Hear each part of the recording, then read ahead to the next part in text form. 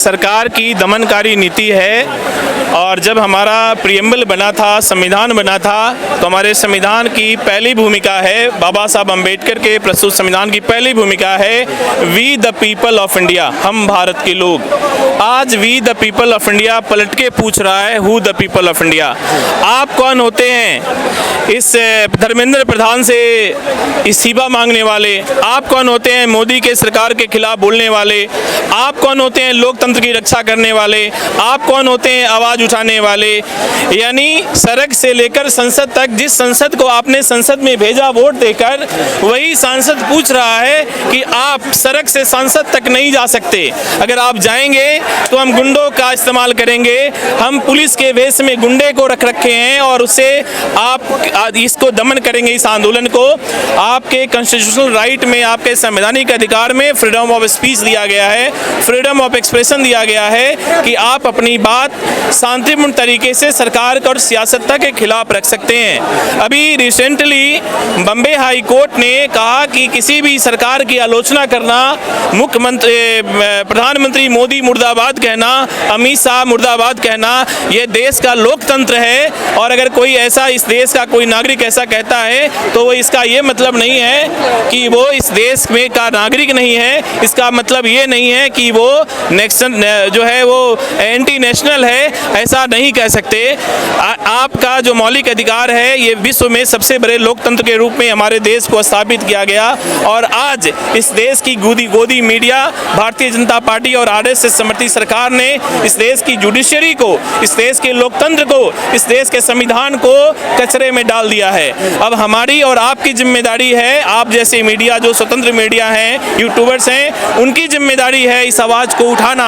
हमारे जैसे लोगों की जिम्मेदारी है इस आवाज़ को उठाना, आगे करना। तो ये जितने भी लोग यहाँ पर उपस्थित हुए हैं, ये कोई राजनीतिक दल के नहीं है। मैं कोई राजनीतिक दल से नहीं आता। इस देश में जब भी इस तरीके की दमनकारी नीति का सामना करना होगा, हम लोग को आगे आना पड़ेगा। हमारे देश के कर्णधारों ने, हमारे देश के जो लोग हमारे पूर्वज थे, और बाबा साहब अम्बेडकर और वीर भगत सिंह, तमाम जितने भी लोग थे जिन्होंने आज़ादी की लड़ाई लड़ी, प्रत्यक्ष रूप से जिनकी भूमिका रही, उन्होंने इस आज़ादी का सपना नहीं देखा था। उन्होंने बड़ी आज़ादी का सपना देखा था और इसीलिए हमारे देश को विश्व के सबसे बड़े लोकतंत्र के रूप में स्थापित किया गया। हमारे यहाँ की मीडिया को सबसे बड़ी मीडिया के रूप में स्थापित किया गया। लेकिन आज देखिए, एक भी मेन स्ट्रीम की मीडिया यहाँ आपको नहीं मिलेगी। सारी गोदी मीडिया है जो सरकार की तलवे चाट करके और उसकी अपनी दुकानदारी चल रही है।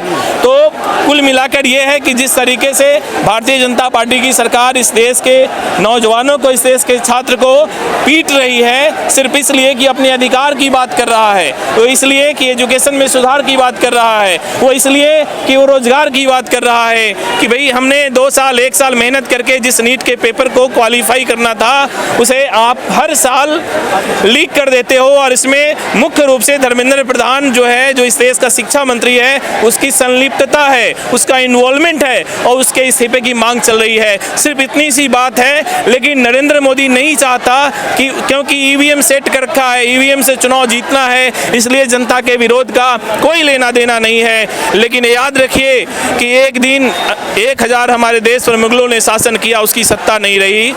250 साल करीब हमारे देश में अंग्रेजों ने भी शासन किया, उसकी भी सत्ता नहीं रही। यहाँ डच, फ्रांसीसी और तमाम तरीके के लोगों ने इस हमारे देश की संस्कृति पर हमला किया है, लेकिन कोई किसी का हमला कारगर नहीं रहा और आज कोई नहीं है। ठीक उसी तरीके से जिस तरीके से अंग्रेज आए थे ईस्ट इंडिया और ईस्ट इंडिया कंपनी के नाम से व्यापार करने, ये भारतीय जनता पार्टी आरएसएस आए हैं ईस्ट इंडिया और अडानी के नाम से, और ये भी व्यापार कर रहे हैं। एक एक कर इस देश के धरोहर को, इस देश के हेरिटेज प्रॉपर्टी को 1-2 लोगों को बेचा जा रहा है और इस देश के आम नागरिक को, इस देश के जो युवक हैं, नौजवान हैं, बेरोजगार हैं, उन्हें रोड पर खड़ा किया जा रहा है। उन्हें कह रहा है पकौड़ा तलो।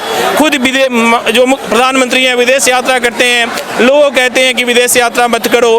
ठीक है, तो ये तमाम तमाम जो चीज़ें हैं इस देश के अंधभक्तों को समझना पड़ेगा कि किस तरीके से कोविड में ताली थाली बजवा दिया गया, किस तरीके से हमारे देश की जुडिशरी को नष्ट-नाबूद कर दिया गया, किस तरीके से लोकतांत्रिक व्यवस्था को नष्ट-नाबूद किया जा रहा है। तो इसको समझना पड़ेगा।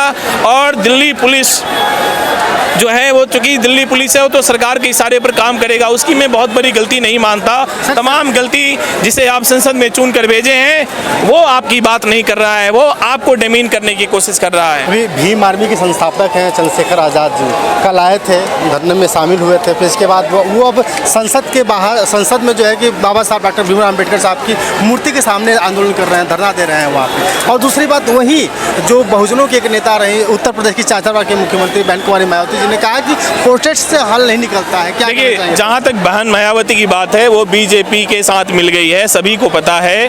बट आज के डेट में चंद्रशेखर आज़ाद एक यूथ नेता के रूप में उभर कर आए हैं और जितने भी समाज के मुद्दे हैं, देश के मुद्दे हैं, संविधान के मुद्दे हैं, वो बहुत बेहतर तरीके से उठा रहे हैं। उनको शाबाश है इस बातों के लिए कि कम से कम आंदोलन के साथ खड़े हैं।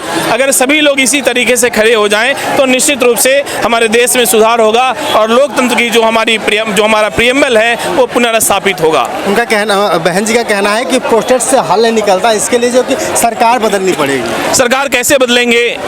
क्या बहन वो महल में बैठकर सरकार बदली जाती है क्या? मैं इस बात से इत्तेफाक नहीं रखता। वो बीजेपी की भी टीम है, उनके कहने सरकार बदलती, प्रोटेस्ट करना पड़ेगा, आंदोलन करना पड़ेगा।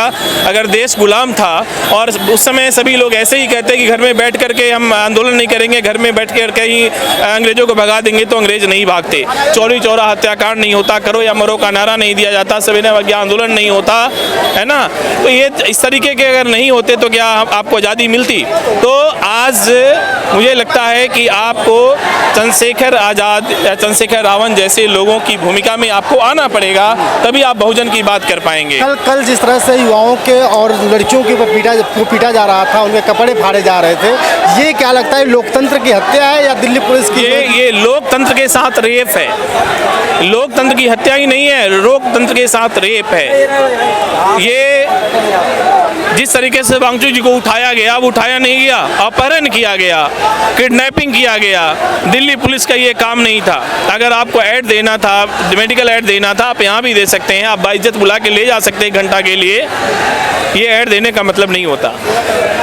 कुल मिलाकर के इस आंदोलन को, इस धरना प्रदर्शन को बेमीन करना था, भंग करना था, डेमोलिश करना था और कुचल देना था। और इसी तरीके सरकार की ये भूमिका थी, जिस भूमिका में वो सफल नहीं हो पाई। लेकिन मैं धन्यवाद दूंगा मोदी जी का कि कम से कम अगर वो यह न किए होते तो आज ये आंदोलन खड़ा नहीं हुआ होता। कल सर जो सीजेपी के जो कुछ युवा हैं वो तो पहुंचे थे, उनके पास मिलकर आए, भाजपा के एक बड़े नेता से मिलकर। नहीं, ये कुछ नहीं है। ये तो देखिए, ये सारी की सारी चीज़ें कहने की मात्र है। ये ऐसा बोलकर कुछ देर के लिए आंदोलन को हो सकता है कम करने की कोशिश करी जाएगी, लेकिन ये मोदी सरकार ये जानती है कि हमने वोट चोरी करके चुनाव जीतना है। जनता के नब्ज से, जनता के सेंटीमेंट से कोई लेना देना नहीं है। अगर जनता के सेंटीमेंट से लेना देना होता तो आप देखिए 2011 में अन्ना आंदोलन हुआ था और उस समय कांग्रेस की सरकार थी, मनमोहन सिंह की सरकार थी।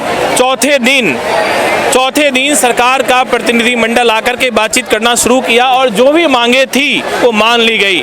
यहाँ 20 दिन बाद भी सरकार अपना प्रतिनिधिमंडल नहीं भेजा और जब धरना प्रदर्शन हुआ, कल किस तरीके से छात्रों के साथ मनमानी की गई, ज्यादती की गई, अत्याचार किया गया, कितनी लड़कियों के सीने पर चढ़ करके पुलिस वाले मारे हैं, कितने लोगों की हड्डियां तोड़ी गई है, सर फाड़ा गया है। ये लोकतंत्र है। संवाद करने की जगह आप बंदूक चला रहे हैं, ये लोकतंत्र है। विरोध करना हमारा आपका मौलिक अधिकार है, सरकार के खिलाफ बोलना हमारा मौलिक अधिकार है। आप इस चीज़ को लेकर के दमनकारी नीति नहीं अपना सकते।